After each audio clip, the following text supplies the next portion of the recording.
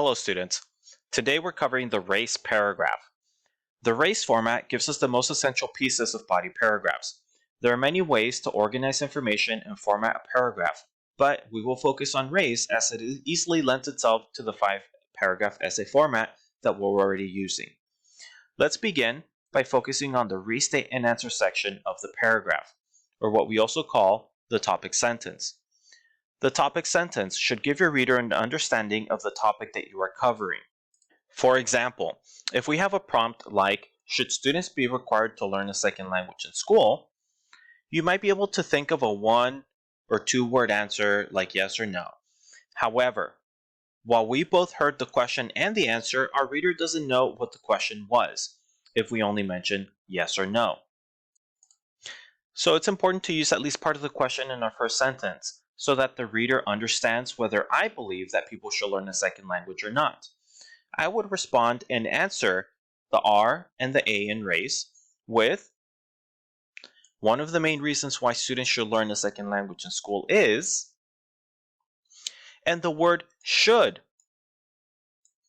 signals my position on the topic. In my essay about whether students should learn a second language or not, I'm going to take the question, should students be required to learn a second language in school? And respond by first rephrasing it.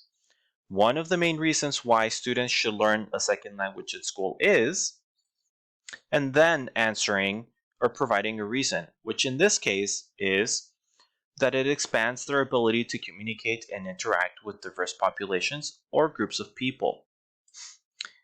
In every argumentative essay, there has to be evidence to support the claims that you make, even when the claim is personal or subjective. Citing evidence, or the C in race, is important because it provides an example or an explanation of the event, circumstance, situation, or opinion that we are expressing, and it forces us and our readers to only consider the claims that are verifiable.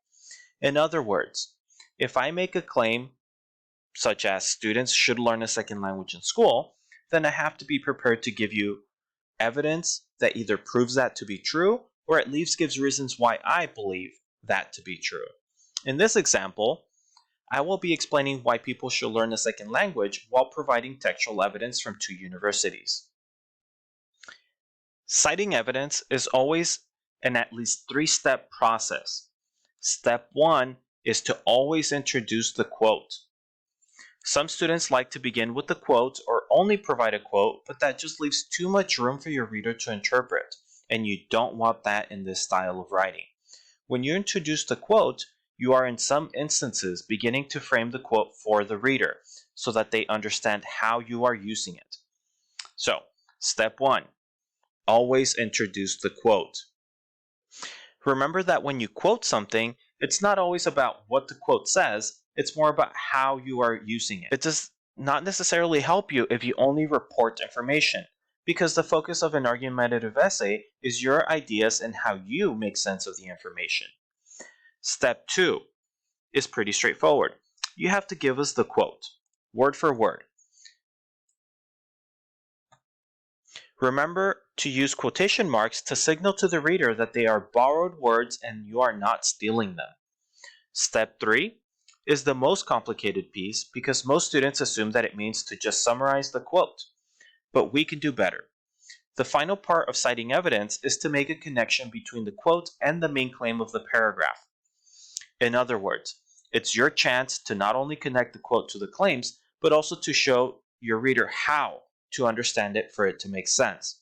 You don't want to summarize the quote because we can assume that your audience knows how to read, but might not be clear on how to connect the evidence to the claim. You want to make sure that the quote connects to the claim.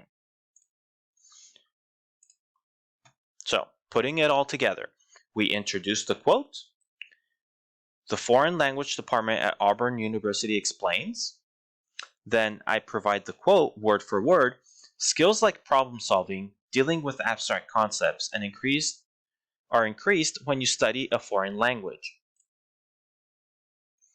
And then, the difficult part, explain the quote, because it guides students to develop a more critical approach to the use of language.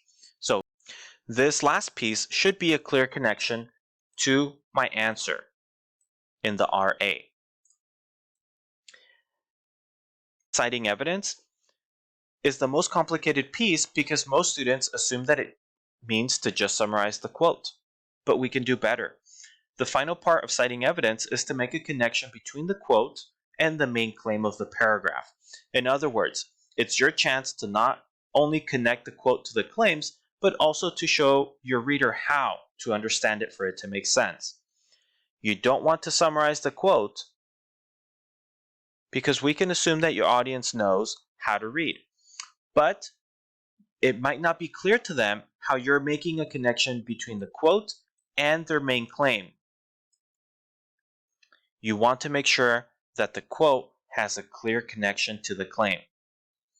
So you do step 1, you introduce the quote, you give the quote word for word, and then the explain the quote section, make sure that these words talk to this piece up here. For this handout and the essay format that has been given to you for this writing assignment, all you have to do is repeat the process of citing evidence. So I'm going to repeat the process to provide a second piece of evidence in this section here. My example uses 2 quotes because they work together to prove the same bigger topic, which is, quote, that it expands their ability to communicate and interact with diverse populations or groups of people. The final part of the race paragraph is the E, or explanation elaboration piece. Some teachers also use the term warrant for this part because it's your last chance to justify your viewpoint on this topic or issue. In my paragraph, I wrote, while learning a second language can help any one individual to develop their critical thinking and communication skills, it can also help build a sense of community through communication between people of different linguistic backgrounds. To restate my argument and make connections to the real world. This sentence gives you the final word on the topic and the opportunity to explain how your quotes work together to prove your point. That's the general structure of the race paragraph. So make sure to practice it and reach out if you think you need more help. Now, after all of these pieces are put together, I can show you what it looks like as a complete paragraph. The main reasons why students should learn a second language in school is that it expands their ability to communicate and interact with diverse populations. The Foreign Language Department at the University of Auburn explains that skills like problem solving, dealing with abstract concepts, are increased when you study a foreign language because it guides students to develop a more critical approach to the use of language. According to Trinity College, Washington College, being unable to communicate in a country is akin to living with a serious impairment. It is very difficult and near impossible to adapt and get along with new people if there is no way to communicate with one another, which provides yet another reason to learn a second language, either so that you can communicate with the community or simply to make your community a more welcoming place to others. While learning a second language can help any one individual to develop their critical thinking skills and communication skills, it can also help build a sense of community through communication between people of different linguistic backgrounds.